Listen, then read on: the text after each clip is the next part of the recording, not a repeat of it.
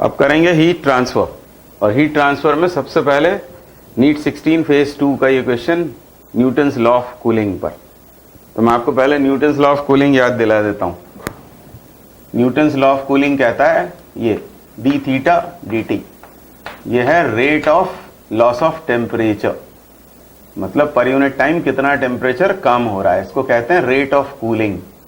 Rate of cooling is directly proportional to, ये Newton's law of cooling बतला रहा हूं मैं आपको। रेट ऑफ कूलिंग मतलब rate of loss of temperature is directly proportional to difference between temperature of the body, जो body cool हो रही है उसका टेम्परेचर, एंड सराउंडिंग, उन दोनों के टेम्परेचर के डिफरेंस से डायरेक्टली प्रोपोर्शनल होता है रेट ऑफ कूलिंग। ये है न्यूटन्स लॉ ऑफ कूलिंग।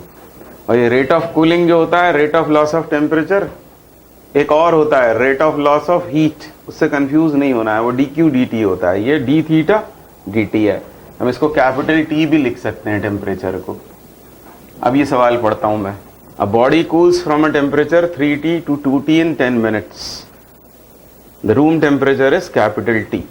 तो क्या क्या बतला दिया है हमको, पहले बता दिया है room temperature is given to be capital T, और वो कह रहा है कि एक बॉडी 3T से 2T तक कूल्ड होती है, टेम्परेचर लूज करती है, कितने समय में, 10 मिनट में। अब आगे क्या बोल रहे हैं, assume that Newton's law of cooling is applicable the temperature of the body at the end of next 10 minutes, मतलब अगले 10 मिनट में, नेक्स्ट 10 मिनट्स, इस इंटरवल ऑफ टाइम में उसका टेम्परेचर कितना हो जाएगा, मतलब हो कितना गया है 2T, और फिर अगले 10 मिनट की बात हो रही है, हमें बताना है 2T से टेम्परेचर कितना हो गया है। यहां पर क्वेश्चन मार्क आएगा। हम मान लेते हैं ये x हो गया, और अब लॉ लगा देंगे, इन दो कंडीशंस के लिए अलग अलग इक्वेशंस बना के सॉल्व करेंगे, हमको ये टेम्परेचर मिल जाएगा। इसको एक और फॉर्मूले से करते हैं, वो रेडियो एक्टिविटी वाला जैसा फॉर्मूला होता है ना हमारा, n = n0 e⁻ λT, उससे भी करते हैं, पर जरूरत नहीं है, हम ऐसे इस इजी मेथड से भी उसको कर सकते हैं। तो पहला केस क्या बताया था उसने कि वो 3T से 2T हो गया टेम्परेचर, मतलब कितना हुआ लॉस, वो हुआ T, तो यहाँ तो आ जाएगा T dt की जगह, और टाइम कितना है 10 मिनट, तो ये 10 हो गया, इज इक्वल्स टू, ये प्रोपोर्शनैलिटी हटाकर इक्वालिटी के लिए यहाँ कुछ कांस्टेंट डाला होगा, मान लो K, उसकी हमें ज़रूरत ही नहीं पड़ेगी क्योंकि कंपैरिजन है। जब हम डिवाइड करेंगे दो इक्वेशंस बनाकर तो ये तो कैंसिल हो जाने वाला है। अब यहाँ क्या आता है, तो यहाँ आता है टेम्परेचर बॉडी का देखना है, सराउंडिंग का देखना है, और उनका डिफरेंस लेना है। पर बॉडी का टेम्परेचर क्योंकि 3T से 2T हुआ है, तो इसका एवरेज ले लेते हैं, ये मानते हुए कि वो लीनियरली घटा होगा, तो इसका एवरेज ले लेते हैं दोनों टेम्परेचर्स का, 3T + 2T/2। एवरेज टेम्परेचर ये बॉडी का हो गया, सराउंडिंग मतलब रूम का टेम्परेचर तो है ही T, ऐसी एक इक्वेशन बन जाएगी। इसको आप थोड़ा सा और सॉल्व कर लो चाहो तो, T/10 = K, ये कितना हो जाएगा 5T/2, और एलसीएम जब लेंगे, या अभी इसको रहने देते हैं, 5T/2 - T, और आगे T/10 = K, एलसीएम लेंगे 3T - 2T, मतलब 5T - 2T, that is 3T/2। This is equation 1। एक और इक्वेशन फ्रेम करेंगे इसी तरह की, इस केस के लिए 2T से x हुआ है, यानी टेम्परेचर में कितना लॉस आया है 2T - x, कितने समय में, 10 मिनट में, is equals to K, body का टेम्परेचर तो 2T + x/2, एवरेज ले लिया 2T और x का, माइनस रूम टेम्परेचर। इसके लिए एक इक्वेशन बना लेंगे, तो ये कितना होगा, तो ये होगा 2T - x/10 is equals to K times, इसका एलसीएम लेंगे, -2T, इस 2T से कैंसिल हो जाएगा, यहाँ बचेगा x और यहाँ बचेगा 2। This is equation 2। अब अननोन क्वांटिटी क्या है, x, तो डिवाइड कर देना है दोनों इक्वेशंस को, 1 में 2 से डिवाइड कर देना है, यहाँ क्या आएगा T/10, और ये रेसिप्रोकेट हो जाएगा जब हम डिवाइड करेंगे, तो ऊपर 10 नीचे 2t minus x equals to, उधर से क्या आ रहा था k इंटू 3t/2, इससे डिवाइड करना है, k तो कैंसिल होगा, 2 भी कैंसिल हो जाएगा, बचेगा 3t ओवर x, और ये t से ये t कैंसिल, 10 से ये 10 कैंसिल, क्रॉस मल्टीप्लाई करें तो x इज इक्वल टू कितना हो जाएगा, x ये क्रॉस मल्टीप्लाइड हुआ है, x is equal to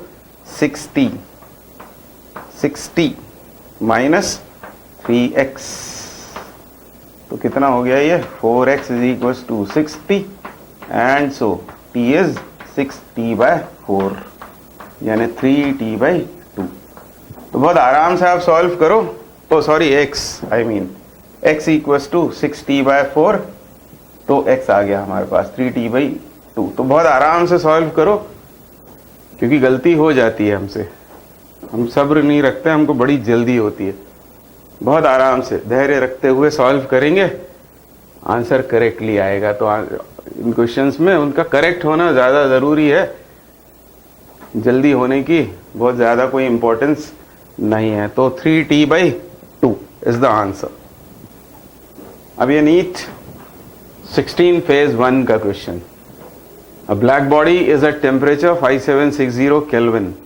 The energy of radiation emitted by the body at wavelength 250 nanometer is U1, at wavelength 500 nanometer is U2, and that at 1000 nanometer is U3. Wien's constant B is 2.88 into 10 raised to power 6 nanometer Kelvin. Which one of the following is correct? तो question based है energy distribution in black body radiation पर। हमको मालूम है कि black body जब ठंडी होती है तो बहुत सारे रेडिएशंस का, सभी रेडिएशन का अब्जॉर्प्शन करती है, और वापस उसको गर्म किए जाने पर उन्हीं रेडिएशंस का वो इमिशन कर देती है। मैंने क्या किया, उस रेडिएशन में अलग अलग वेवलेंथ्स और उनके करस्पॉन्डिंग एनर्जीज, उनके बीच ग्राफ प्लॉट किया, तो हमको वो प्लॉट इस तरह का मिलता है। यहाँ क्या प्लॉट हुआ है, एक्स एक्सेस पर वेवलेंथ, और इधर एनर्जी करस्पॉन्डिंग टू वेवलेंथ, तो हमको ग्राफ इस तरह का मिलता है, ये आपने पढ़ा हुआ है। और उस बॉडी को जिस टेम्परेचर पर गर्म किया होता है वो हम यहाँ पर मेंशन कर देते हैं 5760 केल्विन इस केस के लिए। ये टेम्परेचर ज्यादा होता तो ये थोड़ा सा ऊंचा मिलता ग्राफ, पीक और ऊपर होता, तो ये आपको पता है। अब ये क्या है, इस पॉइंट के करस्पॉन्डिंग इधर क्या मिलेगा, मैक्सिमम एनर्जी, और इधर क्या मिलेगा, वेवलेंथ। इन्हीं दोनों के बीच रिलेशन बताता है Wien's law, Wien's displacement law कहते हैं उसे। तो वीन्स लॉ क्या कहता है, वो कहता है लैम्डा एम मतलब wavelength corresponding to maximum energy, maximum energy के corresponding wavelength, lambda M is directly proportional to, inversely proportional to absolute temperature, directly to 1/T ऐसा कह सकते हैं। और ये प्रोपोर्शनैलिटी साइन यहाँ पर डालते हैं हम B, इसी बात को ऐसे लिख सकते हैं lambda m equals to B, ये Wien's constant upon capital T।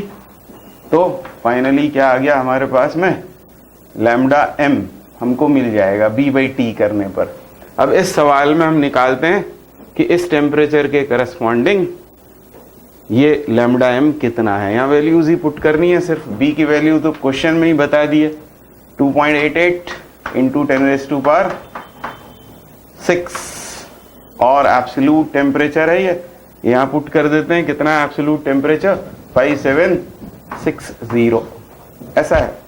और अब ये डेसिमल हटाएंगे तो यहाँ 2 zeros और आ गए, और आप थोड़ा सा यहाँ ध्यान दें तो ये इसका डबल है, 288 का डबल है ये 2 टाइम्स कैंसिल होता है, ये कितना हुआ हाफ, तो 0.5, ये 3 0 इसको क्या बना देंगे 10 raised to power 3, और इसको सॉल्व कर दें तो 500 आ गया। 500 क्या आएगा, नैनोमीटर, क्योंकि यहाँ पर ये यूनिट वीन्स कांस्टेंट का नैनोमीटर केल्विन था, और ये केल्विन था, ये कैंसिल होके आंसर आया नैनोमीटर। मतलब हमको इस पर्टिकुलर एग्जाम्पल के लिए लैम्डा एम मिल गया, मतलब हम यहाँ लिख देंगे 500 नैनोमीटर, ये लैम्डा एम मिल गया। अब क्या कहा है हमसे फिर क्वेश्चन पढ़ते हैं हमसे बोल रहा है 250 नैनोमीटर के करस्पॉन्डिंग 250 नैनोमीटर के करस्पॉन्डिंग एनर्जी है U1, 500 नैनोमीटर के करस्पॉन्डिंग है U2। तो हम सीधे यहाँ U2 लिख देंगे।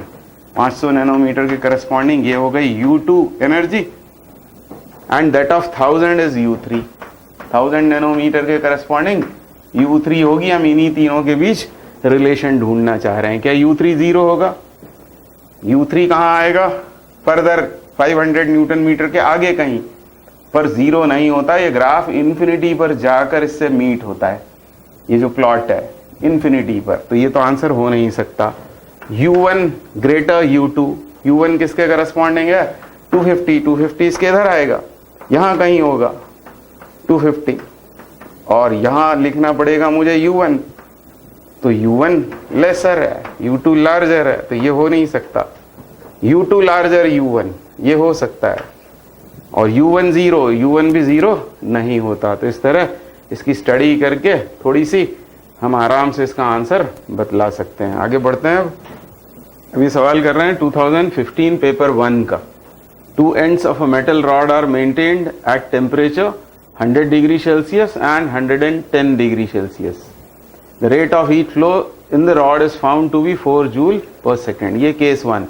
If the ends are maintained at temperatures 200 degree Celsius and 210 degree Celsius, the rate of heat flow will be। तो कंडक्शन का ये फॉर्मूला आपको पता होगा। Q equals to K, ये coefficient of thermal conductivity, A is area of rod, θ1 θ2 उसके दोनों ends के बीच टेम्परेचर्स का डिफरेंस। θ1 ये हॉट एंड, ये cold end, θ2 into T time upon L length of the rod. ऐसा फॉर्मूला हमको मालूम है। इस T को यदि इसके नीचे ले आए Q के, तो ये बन जाता है रेट ऑफ फ्लो। रेट मतलब heat flowing per second is equals to, बचता क्या है? KA upon L। इसको मैं अलग लिखता हूं, due to some reason, θ1 minus θ2। अभी सवाल तो आराम से सॉल्व हो जाएगा, पहले मैं सवाल ही सॉल्व कर देता हूं। क्या बोला हमसे केस 1 में कि एक रॉड है जिसके एंड्स के बीच टेम्परेचर डिफरेंस कितना होगा? फर्स्ट केस में 10 डिग्री सेल्सियस, दूसरे केस में कितना है? 10 डिग्री सेल्सियस। मतलब ये सेम हो गया, और रॉड वो की वो है, वही रॉड यूज हुई है। के मटेरियल पर, A और L ज्योमेट्री पर डिपेंड करता है। तो ये सब कुछ तो कांस्टेंट हो गया दोनों केसेस के लिए। θ1 θ2 temperature difference, K thermal coefficient, coefficient of thermal conductivity, A is area of cross section, L is length. सब कुछ कांस्टेंट होने से रेट ऑफ फ्लो भी कांस्टेंट हो जाएगा। और इसलिए यदि पहले वो 4 जूल पर सेकेंड था, तो अब भी वो कितना होगा? 4 जूल पर second. And so answer D is correct. ये तो इस क्वेश्चन का आंसर हो गया।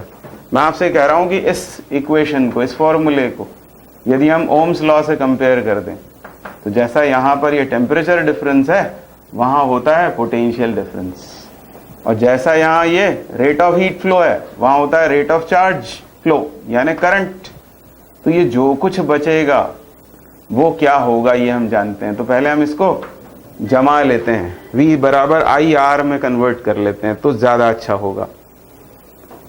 तो ये V θ1 minus θ2 is like V is equals to I तो ऑलरेडी यहां पर है, Q बाई T, और इसका कर देते हैं cross multiply L by KA। तो इस चैप्टर में L बाय KA ये क्वांटिटी रेजिस्टेंस जैसा रोल प्ले करती है, और इसको कहते हैं हम थर्मल रेजिस्टेंस। यानी थर्मल रेजिस्टेंस कितना होता है? L by KA। तो जब अभी ये सवाल सॉल्व करना होगा तो हम सीधे कहेंगे थर्मल रेजिस्टेंस सेम, क्योंकि रॉड सेम है, टेम्परेचर डिफरेंस सेम, तो रेट ऑफ फ्लो भी सेम होगा। इसके अलावा ये भी याद कर लेना चाहिए रेजिस्टेंस का फॉर्मूला L बाई KA। अब आगे बढ़ते हैं। अब ये AIPMT 2014 का question. Certain quantity of water cools from 70 to 60 in first 5 minutes and 54 degree Celsius in next 5 minutes. The temperature of the surrounding is। तो न्यूटन्स लॉ ऑफ कूलिंग पर based है।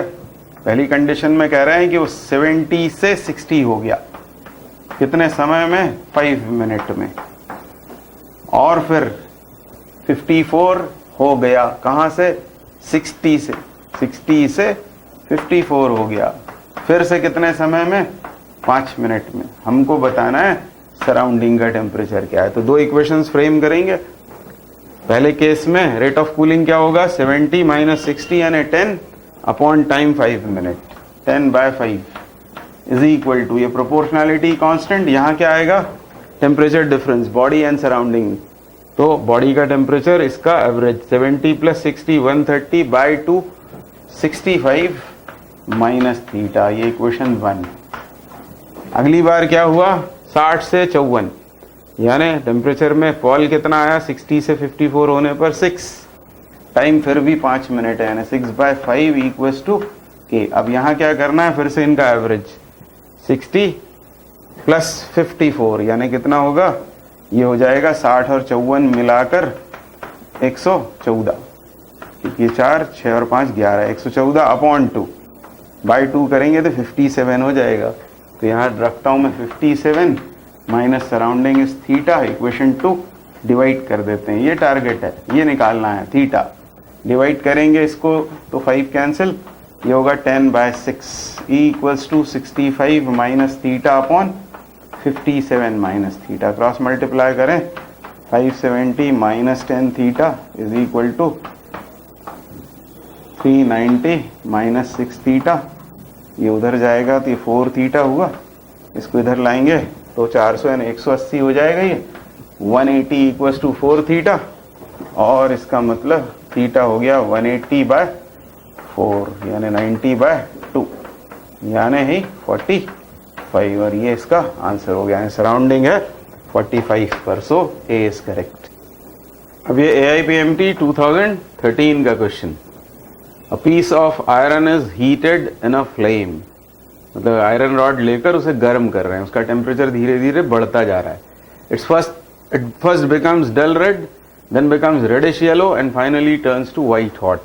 सबसे पहले वो डल रेड दिखाई देती है, मतलब वो अपने में से रेड कलर की लाइट इमिट कर रही है, मतलब रेड रेडिएशंस ऐसा कह सकते हैं, वो उसमें से निकल रहे हैं। फिर क्या हुआ?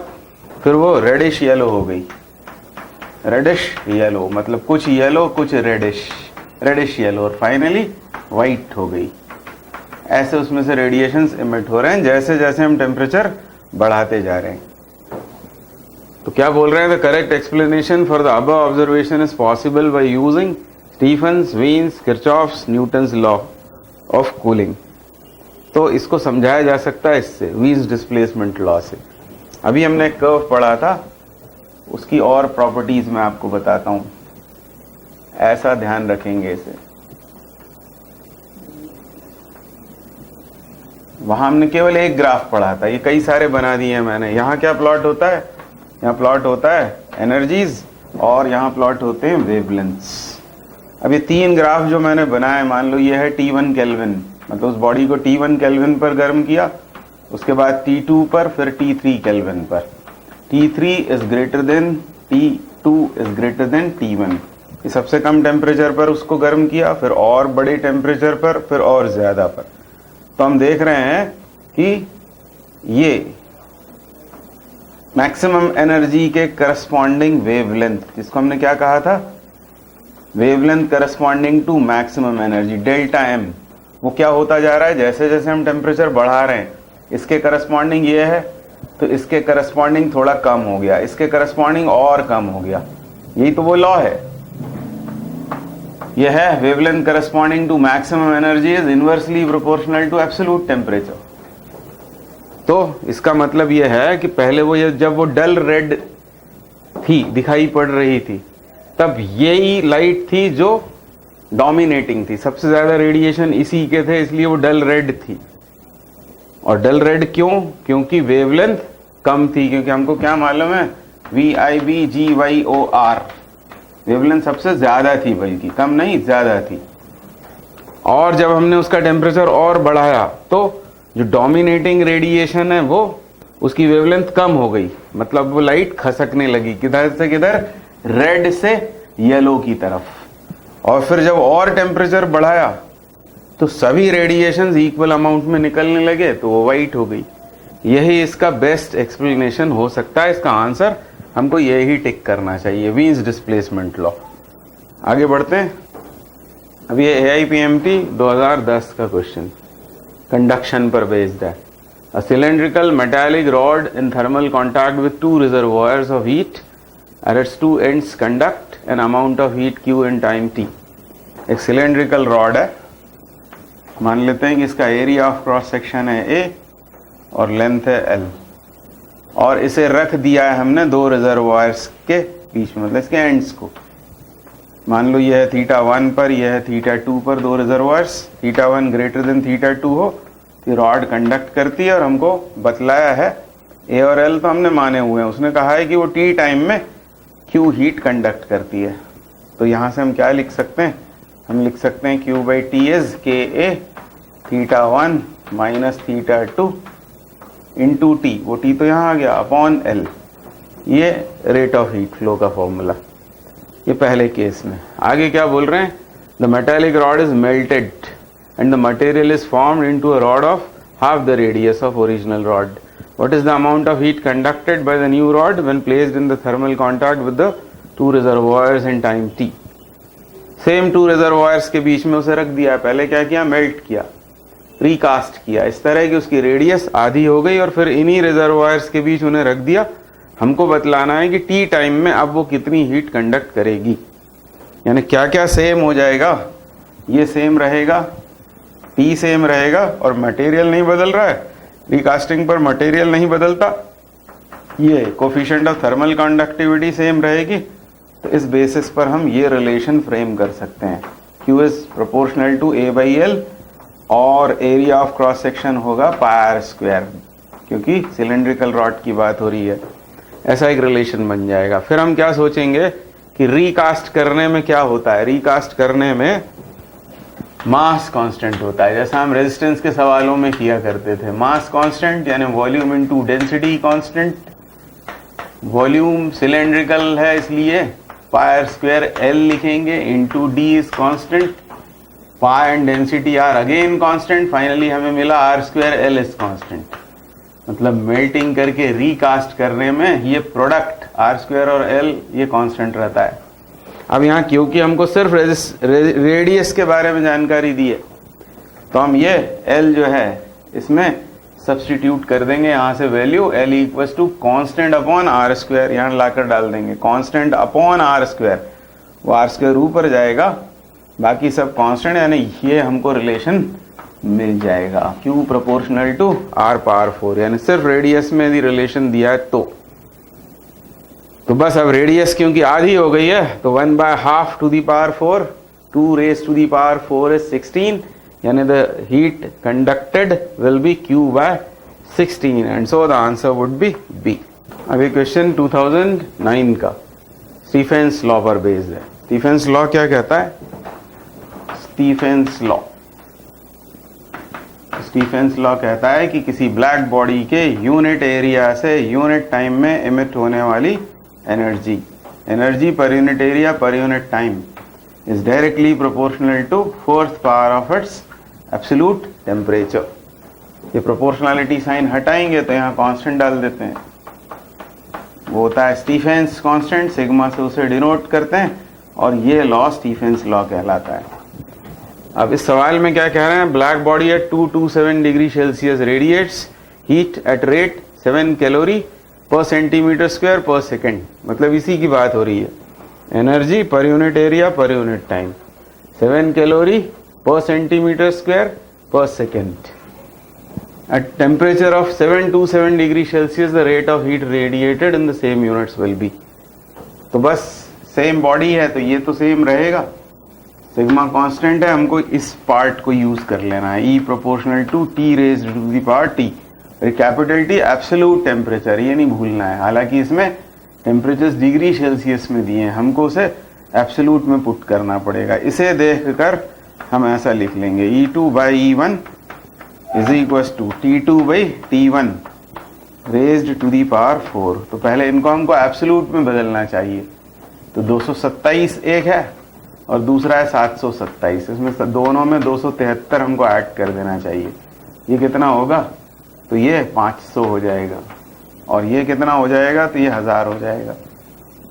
यहाँ क्या डालेंगे, T2 ये वाला, मतलब 1000 अपॉन 500 यानी वो 2 हो जाएगा, और 2 रेज टू दी पावर 4, तो 2 दूनी 8 दूनी 16 दूनी 32, नहीं 2 2 जा 4, 2 जा 8, 2 जा 16 आएगा यहाँ पर, 16 E1, और E1 बतलाया हुआ है 7, तो 16 इंटू 7 करना पड़ेगा, तो ये हो जाएगा 112। ये इसका आंसर है।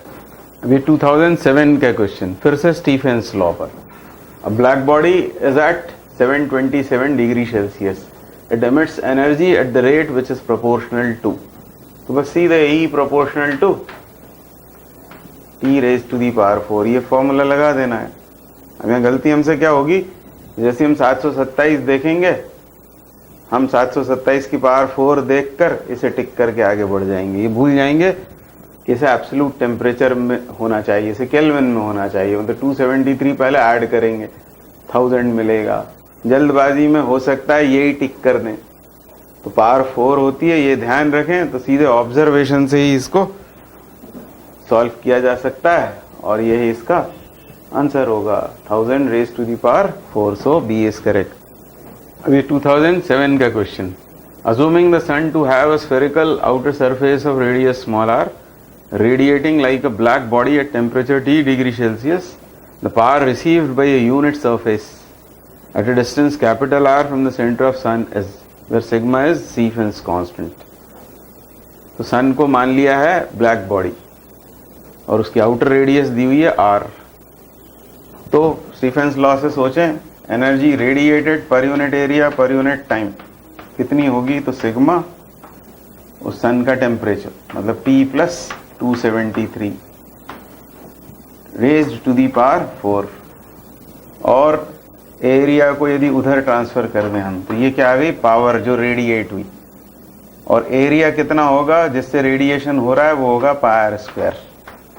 अब ऑप्शन पर आए, हमसे पूछ क्या रहा है, वो बोल रहा है पावर रिसीव्ड, तो ये पावर रेडिएटेड हो गई, ये पहुंचेगी वहां पर एनर्जी पर यूनिट टाइम इतनी, और एरिया है वहां पावर स्क्वायर मान लो, तो यूनिट सरफेस को कितना पावर मिलेगा, तो उससे डिवाइड कर दिया, तो यहाँ ये पाई स्मॉल आर स्क्वायर जो था, और यहाँ पाई कैपिटल आर स्क्वायर, पाई पाई कैंसिल होके यही इसका आंसर हो जाएगा, बाकी सब आपको इनकरेक्ट मिलेंगे, तो ये इसका ऑप्शन है।